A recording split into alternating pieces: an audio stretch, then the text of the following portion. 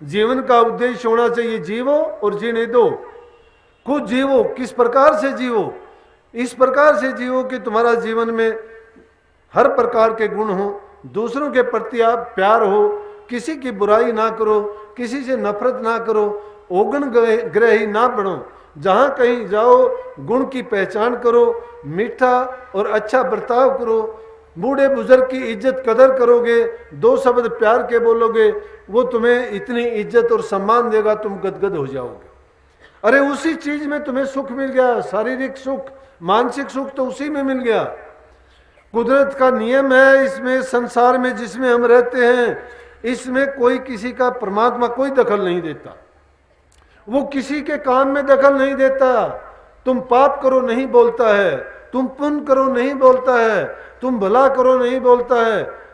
जो भी करते हो आजादी दे दी गई पूरी की पूरी, उसकी कोई दखल नहीं है। लेकिन जब दखल नहीं है, उसी भूल में हम ये ऐसा कर जाते हैं। लेकिन यहाँ पर हर चीज का हिसाब होता है। ये करने के लिए आजादी दे दी गई, लेकिन बचने का कोई खाना नहीं है। तो यहाँ जैसा हम करते हैं वैसा भोगने के लिए भी हमें तैयार रहना चाहिए। और वो अब अगर नहीं भोग पाते हैं, आगे भोगना पड़ेगा। वो कर्म संचित कर्म में चला जाएगा। ये तो हमारा क्या है कि प्रारब्ध का कर्म भोगते हैं। इसमें तो ये शिकायत करने की जरूरत नहीं रहती कि मैंने किसी के साथ अच्छा किया, मेरा अच्छा नहीं करता वो, कोई बात नहीं है। पीछे का हिसाब हमें पता नहीं है, क्योंकि इस जीव के साथ ये लगा दी गई थी कि इसको याद नहीं रहना चाहिए कि इसने पीछे कौन सी योनियों में क्या क्या कर्म किए थे, कौन इसके संबंधी, कौन इसके नातेदार और किस जगह पर ये रहा था।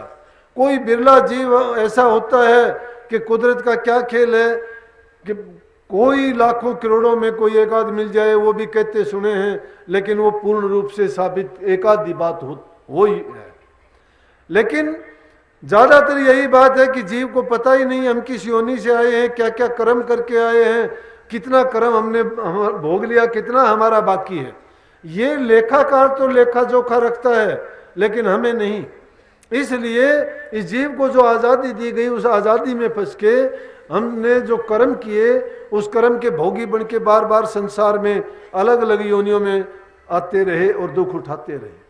लेकिन तुलसी साहब कहते, तुलसी संसार में तीन रतन है सार, मीठा बोलन निवाचरण करना पर उपकार। कि तीन चीज रतन है, सार है वो क्या? एक तो मीठा बोलना, नीचा चलना। नीचा चलने का नानक साहब कहते हैं, नानक नीवा जो चले लगे न तत्ती वायु। कि जो इंसान नीचा होके चलेगा उसका कोई क्या बिगाड़ेगा। जो नीचा होके चलेगा, नम्रता करेगा, दीनता करेगा। संतों का दीनता का मारे गए, कितनी दीनता। अगर कोई तुम्हें कुछ कह लेता है, कह लेने दो। स्वामी जी महाराज ने तो ये लिखा है, इतनी दीनता जानी चाहिए भिखारी से भी ज्यादा। हम तो बात इतनी अपने माँ बाप की भी नहीं करते हैं, जो हमें हमारा लालन पालन करता है, खिलाता पिलाता है, हर प्रकार से हमें सारी सुख सुविधा देता है, और वो हमारे हित की छोटी सी बात कहता है। तो मैंने तो ये देखा है कि सुसाइड तक कर लेते हैं माँ बाप की बात करने से। पूछते हैं तो क्या बात थी, कि बात कुछ नहीं थी, उसके बाप ने ऐसा कह दिया, घर छोड़ के चला गया। अपने जीवन की लीला खत्म कर लेते हैं, दूसरे का कोई क्या लेके जाता है। वो इतना बड़ा पाप सिर के ऊपर और लेके जाते हैं, पिछले के कर्म तो काटे नहीं थे और ज्यादा उसने पाप जोड़ लिया।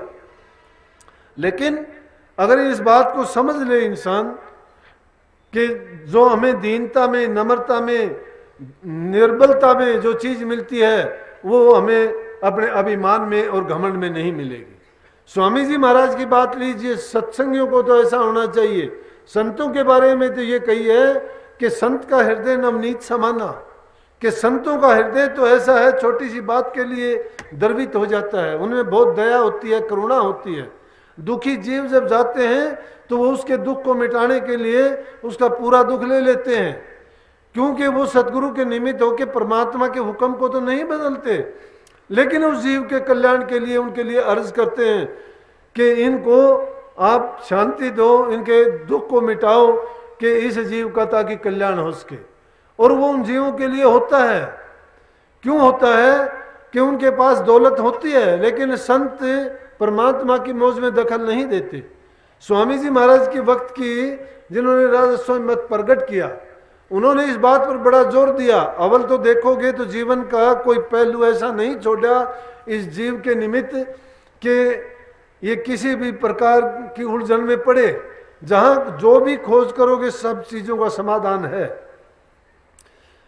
तो उनके समय में स्वामी जी महाराज के शिष्य थे, पानी की कमी थी, पानी लेने के लिए पास में एक कुआं था, वहां से पानी लेने के लिए जाते थे। जब पानी लेने के लिए वहां गए तो दूसरे लोगों में दुनिया है, दुनिया में सब प्रकार के लोग हैं, जहां भले लोग हैं वहां बुरे लोग भी होते हैं, क्योंकि ये सृष्टि का नियम है कि हर चीज के दो पहलू हैं। जब से इंसान पैदा हुआ था राक्षस भी तभी से पैदा हो गए थे। देवताओं का और राक्षसों का युद्ध कभी से चलता आया। अगर पुण्य है तो पाप भी है, अगर लाभ है तो हानि भी होगी, अगर जन्म होता है तो मृत्यु भी अवश्य है, पैदा हुए हो तो जरूर अंत आएगा, जरूर आएगा। अगर सुख है तो सुख के थोड़े दूर पे दुख भी होगा, लेकिन जब तुम सुख की कामना करते हो तो दुख के लिए भी तैयार रहो।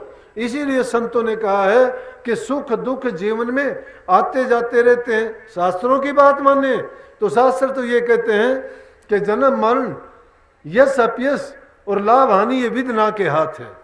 विधना के हाथ है। विधना है क्या? संतों ने स्पष्ट करके बताया कि विधना के कर्म तुम जो करोगे वही कर्म है।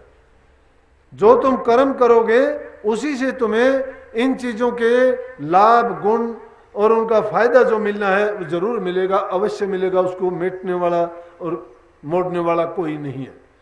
लेकिन जब कर्म ये अच्छा नहीं करते हैं और उसमें परिणाम अच्छा चाहते हैं, उसके एवज में नहीं होगा।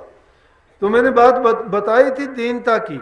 जब पानी लेने के लिए कुएं पर गए, वहां कुछ ऐसी प्रकृति के लोग थे, उन्होंने उन सत्संगी लोगों को गालियां दी, बुरा भला कहा, उनके मटके तोड़ दिए, पानी नहीं लेने दिया। कहने लगा कि पानी नहीं लेने देंगे तुम्हें, जाओ तुम, अगर ऐसे ही हो तो अपना कुआं अलग से बना लो। ये ज्ञान ऐसे नहीं मिलता। यही तो मौज थी जिसको मैंने कहा कि ये हमें भोग के साथ जोग दे दिया, रोगों को मिटा दिया और उसी में हमें मुक्ति का रास्ता दिखा दिया।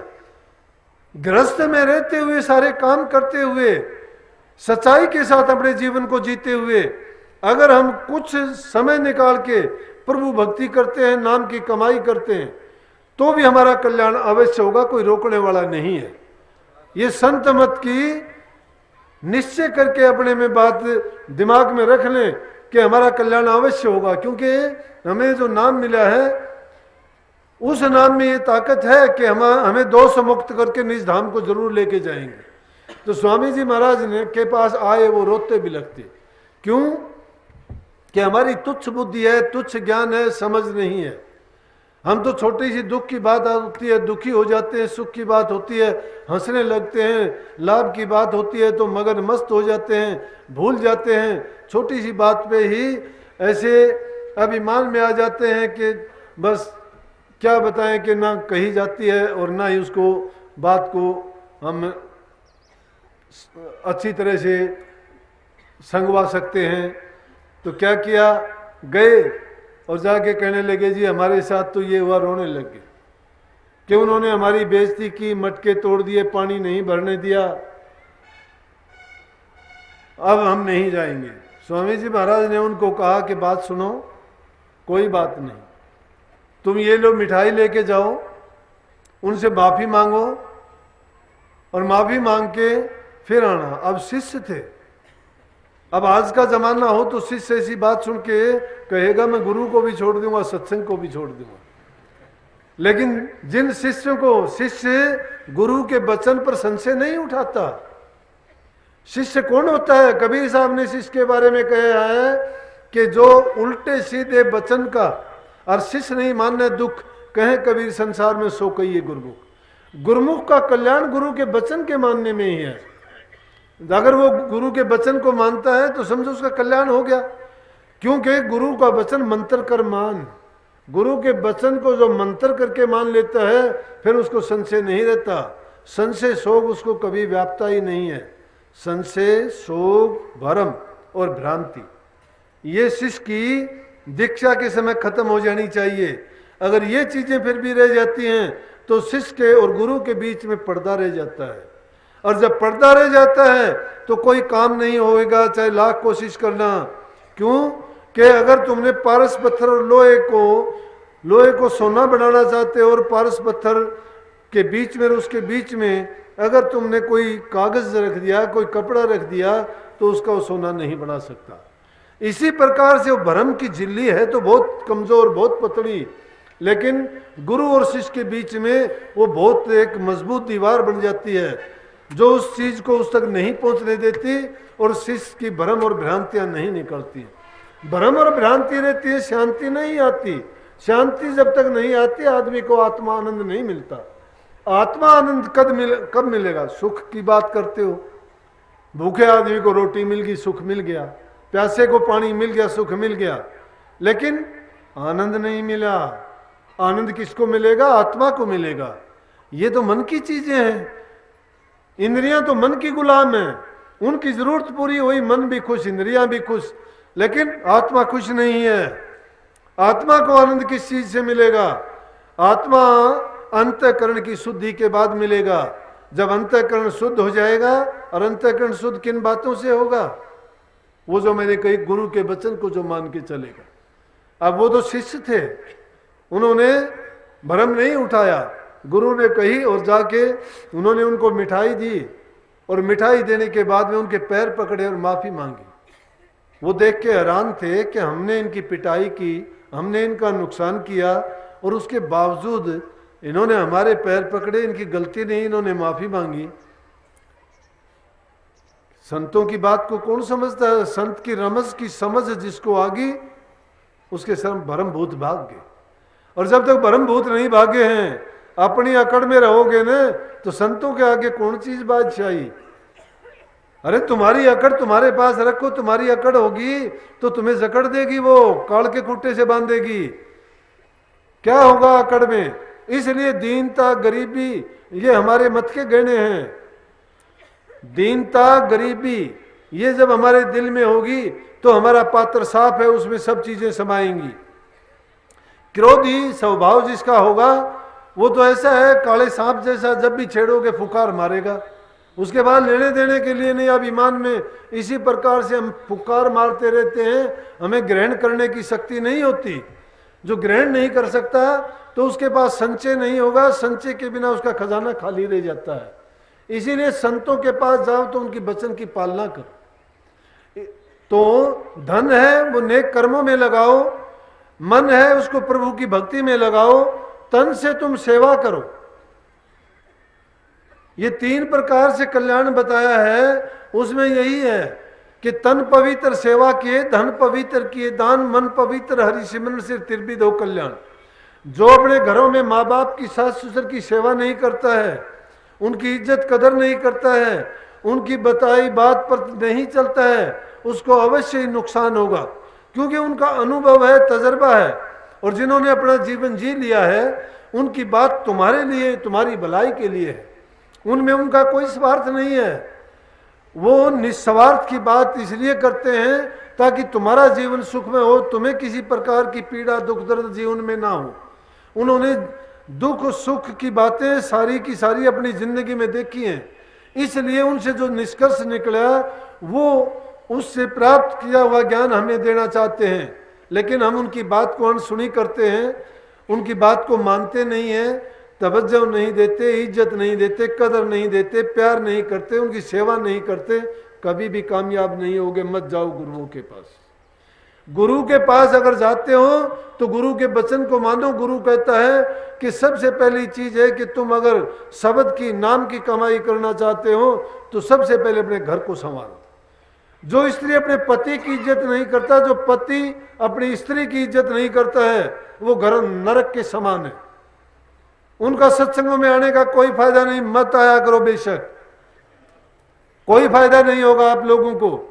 अगर अपने घर को सवरक बनाना चाहते हो, सवरक देखना चाहते हो, सवरक देखना चाहते हो तो अपने घरों में स्त्री अपने पति की, पति अपनी पत्नी की इज्जत कदर करो। बच्चों में देखोगे प्यार होगा, आपस में मेलजोल होगा। जिस घर में प्यार प्रेम होगा, सवरक का बादशाह होगा, अच्छे विचार होंगे, शांति बनी रहेगी, हर प्रकार से तुम्हारा उन्नति होगी, सफलता होगी, हर काम में मैं कहता हूं लाभ ही लाभ होता चला जाएगा। क्योंकि शास्त्र कहते हैं जहां सुमति वहां सुख नाना, जहां सुमति है वहां नाना प्रकार के सुख हैं, जहां कुमति वहां दुख विधाना। और जहां दुर्बुद्धि है, दुर्विचार है, आपस में लड़ाई झगड़ा है, वह काल का बासा हो जाता है। लक्ष्मी वास छोड़ के चली जाती है घर से, तो उस घर में रोजाना झगड़े फिसाद होना और बर्बादी का कारण बन जाता है। एक आदमी का कया नहीं मानते, वक्त पर काम नहीं होते हैं, आपस का प्यार प्रेम चला जाता है, आपस में एक दूसरे पर धोखा हो जाता है, जिसका जो जी चाहता है वो काम करता है और हर चीज की बर्बादी नुकसान को वो अपना नुकसान नहीं मानता। जब घर में रह के हम आपस में प्यार प्रेम करते हैं, एकता है, एक दूसरे की इज्जत कदर करते हैं, मीठा व्यवहार करते हैं, प्यार करते हैं, तो तुम पाओगे कि तुम्हारा घर ऐसा होगा स्वर्ग के समान। धन की कमी नहीं होगी, प्यार की कमी नहीं होगी, हंसी खेलते हुए एक गुलो गुलजार बगीचे की तरह से मुस्कुराता हुआ परिवार रहेगा और हर प्रकार से आप सुखी और संपन्न रहोगे। इसलिए अपने शरीर से अच्छा काम करो, जरूरतमंद की सेवा करो। इस शरीर का कुछ नहीं बनना है। पशु के चाम की बने रे पनैया, नौबत और नगारा, नर तेरा चोला काम न आवे, जड़बुझ हो जाएगी चारा। शरीर इंसान का क्या काम आना है? अरे मैं तो जिंदगी में एक बात सीखा, उससे पहले नहीं, जब गुरु की शरण में आया मुझे ये ज्ञान मिला, और उस दिन के बाद से मैंने कभी ये सोचा भी नहीं। मैंने तो प्रण किया था कि जब तक मेरे शरीर से होगा, ये बात है कि इंसानी शरीर में है, कभी गुस्सा भी आ जाता है, कुछ कहा भी जाता है, लेकिन वो गुस्सा किसी के लिए घात करने वाला नहीं होता।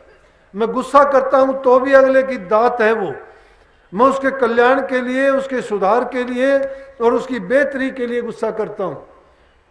लेकिन गुरु महाराज ने जो जीवन दिया, मैं गुरु का जीवन समझ के उसको जीता हूं, अपना जीवन नहीं मानता। मैं क्यों नहीं मानता? कि जब तक हमारा जीवन था वो अज्ञान से भरा हुआ था। अज्ञान में हमने जो कर्म किए थे वो अज्ञान के कर्म थे। अब जो कर्म करते हैं वो अपने नहीं, गुरु के मान के करते। क्योंकि हमारा अगर होता तो कोई खोटे मंदे कर्म करते, कहीं जेल में सड़ते, या कहीं शराब कबाब खा के कहीं मरते और खोटे कर्म करके मरते, या किसी से लड़ाई झगड़ा करते तो कोई लठ मारता तो मर जाते, या कोई और कोई दुर्घटना होती किसी खोटे मंदे कर्मों में आके, क्या पता इस जीवन का अंत कहाँ होना था। लेकिन बार बार, हजार बार, लाख बार भी अगर हमें जीवन मिलता है, अवल तो मिलना नहीं, हमारा काम पूरा हुआ। क्योंकि गुरु महाराज की कृपा हमने देख ली, अपने जीवन में पूर्ण रूप से देखी, देह रूप में भी देखी और अब विदेह रूप में भी मैं पूर्ण रूप से देखता हूं। एक पल ऐसा नहीं गुजरता कि जब गुरु हमारी रक्षा नहीं करता। मेरी करता है। क्यों करता है? चाहे तो ये समझो कि हमने अपने गुरु को ही सब कुछ माना था। जब भी और अब भी मैं दूर समझता ही नहीं हूं, पल पल रक्षा करती है। हम भूल करते हैं, गलती करते हैं दुनिया में रह के, लेकिन सदगुरु अपने आप संवारता है।